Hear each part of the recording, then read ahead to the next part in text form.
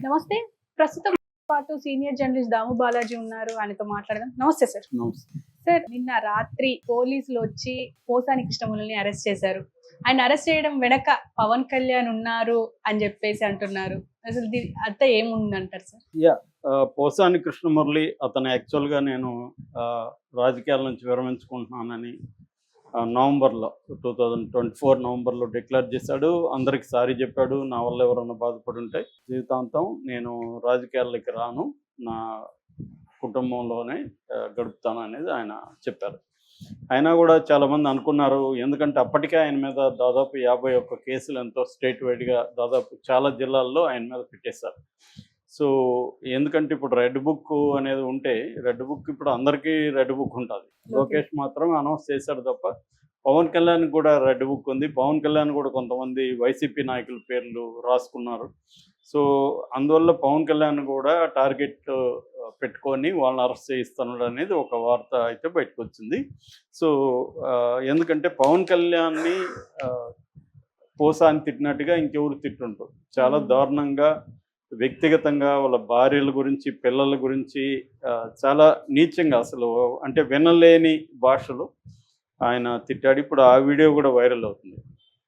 దానికి ఆయన సమాధానం ఏంటంటే, నన్ను, నా భార్యను, నా పిల్లల్ని కూడా జనసేన వాళ్ళు తిట్టారు, పవన్ కళ్యాణ్ అభిమానులు తిట్టారు, కాబట్టి నేను తిడుతున్నానని ఆయన చెప్పి చేశాడు.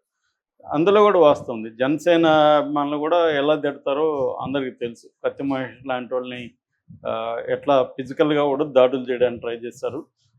యాక్చువల్గా అందరికంటే వరస్ట్ ఎవరంటే జనసేన బ్యాచ్. ఎందుకంటే వాళ్ళు పొలిటికల్ క్యాడర్ కాదు. పవన్ కళ్యాణ్ ఎప్పుడు వాళ్ళని పొలిటికల్ క్యాడర్గా మార్చడానికి కూడా ట్రై చేయాలి. అతనికి కూడా అలాగే అన్రూలీగా ఒక లంపెన్గా ఉంటేనే తనకి బలం అనేది అతని ఐడియా. అందుకని వాళ్ళని పొలిటికలైజ్ చేయలేదు. అందుకని మిగతా అన్ని పార్టీల కంటే వరస్ట్గా ఉండేది ఎవరంటే వాళ్ళే. సో కాకపోతే ఏంటంటే ఇక్కడ ఇప్పుడు గవర్నమెంట్ వాళ్ళది కాబట్టి వాళ్ళు ఏం చేసినా చెల్లుతుంది. సో అలాగే ఇప్పుడు అసలు ఎవరు ఊహించలేదు ఇప్పుడు అరెస్ట్ చేస్తారని. సో ముందు అసలు అరెస్ట్ ఎలా జరిగింది, ఏం సెక్షన్లో పెట్టారు, ఇవి మాట్లాడుకొని అసలు అరెస్ట్ ఈ టైమింగ్ వెరీ ఇంపార్టెంట్ పాలిటిక్స్లో. సో ఇప్పుడు ఎందుకు అరెస్ట్ చేశారు, దీని వెనక ప్లాన్ ఏంటి అనేది మనం మాట్లాడుకున్నాం. నిన్న ఆయన రాయదుర్గంలో మై హోమ్ పూజా అపార్ట్మెంట్లో ఉంటాడు. వంశీ కూడా అక్కడే, వల్లభనేని వంశీని కూడా అక్కడే అరెస్ట్ చేశారు. సో ఈ వైసీపీ వాళ్ళంతా అక్కడ ఉంటున్నారేమో తెలియదు మరి. సో మై హోమ్ పూజాలో రాత్రి 8:50కి ఇంటికి వచ్చి 9:10కంతా పట్టుకెళ్ళిపోయారు. ఈయన వచ్చినప్పుడు వీళ్ళు ఏం చెప్పారంటే, ఇట్లా మీ మీద కేసు ఉంది, మేము అరెస్ట్ చేసి తీసుకెళ్తామని చెప్పారు. అన్నమయ్య జిల్లా ఓబులవారిపాలెం పోలీస్ స్టేషన్ అని చెప్పారు. సో ఇక్కడ కూడా కన్ఫ్యూజన్ ఉంది. ఓబులవారి సంబేపల్లి ఎస్ఐ వచ్చాడు, భక్తవత్సలం. ఓబులవారిపల్లిలో కేసు ఉంది. ఇదొక కన్ఫ్యూజన్. అయితే రెండో ఇదేంటంటే ఈరోజు డేట్ ఉంది. యాక్చువల్గా ఈరోజు నేను అది చూశాను కూడా, వాళ్ళు ఇచ్చిన నోటీసు మీడియాలో వచ్చింది. సో ఆ నోటీసులో ఈరోజు డేటు, ఈరోజు టైం ఉంది, 8:45కి ఈరోజు డేట్ ఉంది. ఈరోజు డేట్ వేసి నిన్న ఎలా అరెస్ట్ చేస్తారు అనేది కూడా ఇదే అనమాట. సో ఇవన్నీ కోర్టులో రేపు డిఫెన్స్ అడ్వకేట్లు పెడతారనుకోండి, అది వేరే విషయం. సో మొత్తానికి కేసు ఏంటంటే, అక్కడ జనసేన నేత జోగినేని మణి 2 రోజులకు ముందే కంప్లైంట్ ఇచ్చారు. ఎక్కడ ఈ ఓబులవారిపల్లి పోలీస్ స్టేషన్లో. ఏం కంప్లైంట్ ఇచ్చాడు అతనంటే, ఇతను పవన్ కళ్యాణ్ మీద చాలా దుర్భాషలు ఆడాడు, అట్లాగే సినీ పరిశ్రమలో వివిధ కులాల మధ్య, వర్గాల మధ్య విభేదాలు సృష్టించేట్టుగా మాట్లాడాడు. ఇది అతను ఇచ్చిన కంప్లైంట్. దాన్ని బేస్ చేసుకొని వీళ్ళు ఏం కేసులు పెట్టారంటే, సెక్షన్లు పెట్టారంటే, బిఎన్ఎస్ కింద 196కి పెట్టారు.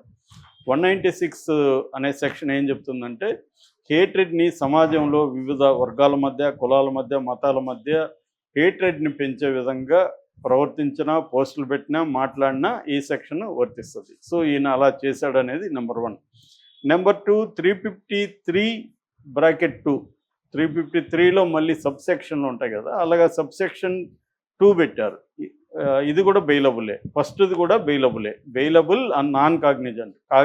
నాన్ కాగ్నిజెంట్ తేడా ఏంటంటే, కాగ్నిజెంట్ అంటే కోర్టు పర్మిషన్ లేకుండా ఎవరినైనా అరెస్ట్ చేయొచ్చు, వారెంట్ అవసరం లేదు. కాగ్నిజెంట్ సెక్షన్ అయితే సో ఇది నాన్ కాగ్నిజెంట్, అంటే కోర్టు పర్మిషన్ ఉండాలి ఈ సెక్షన్లకి, ఈ 2 సెక్షన్లకి 196, 353 సబ్సెక్షన్ 2. మామూలుగా సబ్సెక్షన్ 1 అయితే నాన్ బెయిలబుల్, కానీ వీళ్ళు 2 పెట్టారు.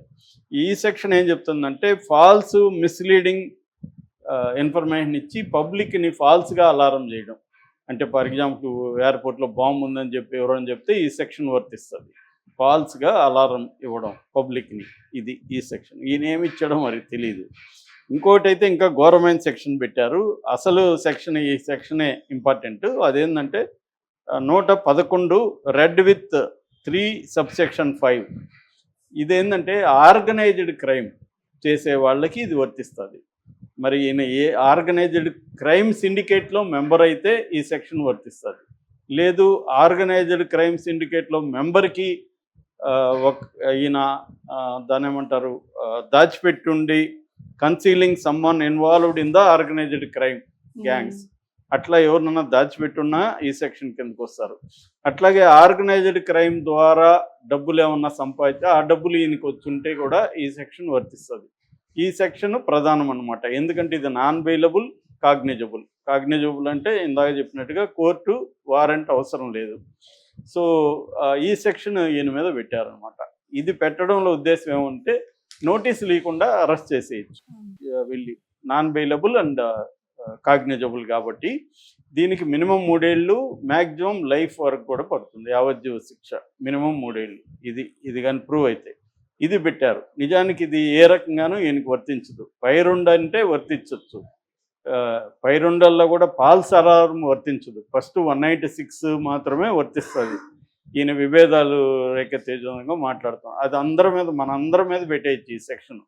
ఎందుకంటే అది విభేదాలు వచ్చాయా, ఏమొచ్చాయి, ఇవన్నీ ఏమి లేవు కదా. మన మాటలు విభేదాలు కలిగించే విధంగా ఉన్నాయి. ఇప్పుడు మనం ఒక సెక్షన్ని విమర్శిస్తాం ఒక కాంటెక్స్లో, వాళ్ళు వచ్చి విభేదాలు పెట్టే విధంగా ఇతను మాట్లాడుతున్నాడు అని అందరు జర్నలిస్టుల మీద, ఫేస్బుక్లో ఉండి పోస్టుల మీద, అందరి మీద ఈ సెక్షన్లు పెట్టచ్చు వాళ్ళు అనుకుంటే. సో ఇదే బేసిక్గా ఆయన మీద పెట్టింది. అంటే ఆయన్ని వీళ్ళు అరెస్ట్ చేయాలని డిసైడ్ అయ్యారు 2 రోజుల ముందు. నిజానికి ఈయన మీద 50 కేసులు ఉన్నాయన్నాను కదా, ఆ కేసులో దేంట్లో అరెస్ట్ చేయలే. అది కూడా ఇప్పుడు ఒక ప్యాటర్న్కి తెరలేపింది తెలుగుదేశం కూటమి ప్రభుత్వం. ఏంటంటే నేను మిమ్మల్ని తిట్టాననుకో మీరు కేసు పెట్టరు, అతను పెడతాడు కేసు. అతనికి ఏం సంబంధమో తెలియదు. అలాగా ఎవరో సంబంధం లేని వాళ్ళు కేసులు పెడతారనమాట. రామ్ గోపాల్ మీద కూడా ఇలాంటివే ఉన్నాయి. ఆయన తిట్టింది కానీ అబ్యూజ్ చేసింది కానీ ఎవరిని, చంద్రబాబు, పవన్ కళ్యాణ్ అండ్ లోకేష్ కదా, వాళ్ళు పెట్టరు. ఎవరో పుల్లయ్య, ఎల్లయ్య, ఇంకొక ఎక్స్ అక్కడ నేను హర్ట్ అయ్యానని పెడతాడు. సో అసలు ఏం సంబంధమో తెలియదు. ఆర్జీవి అదే అడిగాడు, అతనికి ఏం సంబంధం, అసలు ఎవరు అతను. కోర్టులు కూడా ఎలాగుంటాయి కోర్టులు, అందుకనే ఆ మధ్య ఏదో కళ్ళకి గంతలు ఇప్పారు సుప్రీంకోర్టులు అని చెప్పారు. అది కళ్ళకి సుప్రీంకోర్టులు కాదు, ప్రతి జడ్జి కళ్ళకి గంతలు ఇప్పుకోవాలి. ఎందుకంటే ఇప్పుడు ఈ లాస్ట్ సెక్షన్ ఇతనికి వర్తిస్తుందా లేదో చూడకుండా అసలు అరెస్ట్ చెల్లదని చెప్పాలి నిజానికైతే. ఎందుకంటే ఈ సెక్షన్ ఇతను ఆర్గనైజ్డ్ క్రైమ్లో ఉన్నట్టు మీ దగ్గర ప్రైమ్ ఆఫ్ ఫేస్ ఎవిడెన్స్ ఏముంది అని అడగాలి జడ్జి. కానీ మన జడ్జిలు, మ్యాజిస్ట్రేట్లు కింద కోర్టులో అసలు అడగరు. పోలీసులు తెచ్చిపెట్టగానే కళ్ళు మూసుకొని రిమాండ్ ఇచ్చేస్తారు 14 days. అది జనరల్గా జరిగేది. అందుకని పోలీసులు కూడా ఏం చేస్తారంటే ఈ నాన్ బెయిలబుల్, కాగ్నిజబుల్ సెక్షన్లని పెడతారు. ఎవరినైనా మనం అరెస్ట్ చేసి తెచ్చేద్దాం అనుకుంటే ఇతని మీద కూడా అలాగే చేస్తారు. పైగా ఇతను నాకు 66 ఏళ్ళు, నిన్ననే హాస్పిటల్కి వెళ్ళొచ్చాను, రేపు ఎంఆర్ఐకి కూడా ఆల్రెడీ మేము అపాయింట్మెంట్ తీసుకున్నాము, మాకు నోటీసులు ఇచ్చాలండి, నేను రేపు వస్తానంటే కూడా వాళ్ళు టైం ఇవ్వలేదు.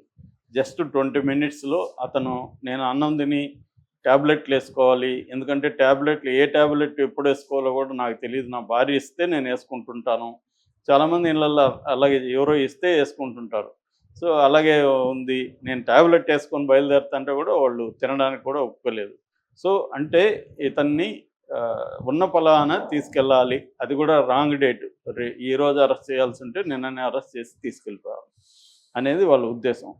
ఇక్కడ ఎందుకు ఇప్పుడు పోసాన్ని అరెస్ట్ చేశారు అనేదానికి 2 రకాల కారణాలు చెప్తున్నారు. ఒకటి జీవీ రెడ్డి ఇష్యూ చంద్రబాబు పెద్ద తలనొప్పిగా మారింది. ఎందుకంటే కేడర్ కానీ జీవీ రెడ్డిని సపోర్ట్ చేస్తున్నారు, అట్లాగే తెలుగుదేశాన్ని సో గట్టిగా సపోర్ట్ చేసే జర్నలిస్టులు కావచ్చు, మేధావులు కావచ్చు, అందరూ కూడా ఈ విషయంలో చంద్రబాబును వ్యతిరేకిస్తున్నారు, జీవీ రెడ్డిని సపోర్ట్ చేస్తున్నారు. సో ఇది ఒక ఇబ్బందిగా ఉంది. దీని నుంచి డైవర్ట్ చేయాలి. ఫస్ట్ డైవర్ట్ చేయాలంటే ఎవరినో ఒక పెద్ద ఫిగర్ని అరెస్ట్ చేస్తే మొత్తం దీని చుట్టూకి వెళ్ళిపోతుంది, జీవీ రెడ్డి ఇష్యూ పక్కకి వెళ్తుంది. ఇది ఒక టెక్నిక్. రెండోది, రేపటి నుంచి బడ్జెట్ సెషన్స్ ఉన్నాయి అసెంబ్లీలో. బడ్జెట్ సెషన్లో ఈ సూపర్ సిక్స్ ఏవి ఇచ్చే పరిస్థితి లేదు, బడ్జెట్ కేటాయించి అనౌన్స్ చేయాలి, అవి చేసే పరిస్థితి లేదు. సో ఈ బడ్జెట్ని డైవర్ట్ చేయాలంటే దానికి ముందు ఇట్లాంటివి చేయాలి. ఇది ఈ ప్రభుత్వం వచ్చినప్పటి నుంచి ఎవ్రీ మంత్ మనం గమనిస్తే ఒక డైవర్షన్ మనకు కనబడుతూ ఉంటుంది. లడ్డు కావచ్చు, కాకినాడ ఇది కావచ్చు, ఏదో ఒకటి వరదలప్పుడు గొడవలు కావచ్చు, రకరకాలుగా డైవర్షన్ అనేది జగన్ ప్రభుత్వంలోనూ చాలా డైవర్షన్ పాలిటిక్స్ ఉన్నాయి. సో ఇప్పుడు పొలిటికల్ పార్టీలు చేసే ఒక మెథడ్లు ఏంటంటే డైవర్ట్ చేయడం, పబ్లిక్ అటెన్షన్ని తమ సమస్యల నుంచి డైవర్ట్ చేయాలంటే ఇంకేదో ఒక ఇష్యూని క్రియేట్ చేయడం. అందులో భాగంగా ఇతను అరెస్ట్ చేసినట్టుగా అర్థమవుతుంది. ఇది పోసాని దారుణంగా మాట్లాడడం వాస్తవమే, కానీ దానికి వీళ్ళు ఎంచుకున్న పద్ధతి ఇదంతా కూడా అన్కాన్స్టిట్యూషనల్గా ఉంది. అసలు నేను ఇందాక చెప్పిన సెక్షన్ వర్తించదు. మామూలుగా అయితే దానికి లీగల్ నోటీసులు ఇవ్వాలి. ఇంతకంటే పోసానిలాగా మాట్లాడే వాళ్ళు తెలుగుదేశంలో ఉన్నారు,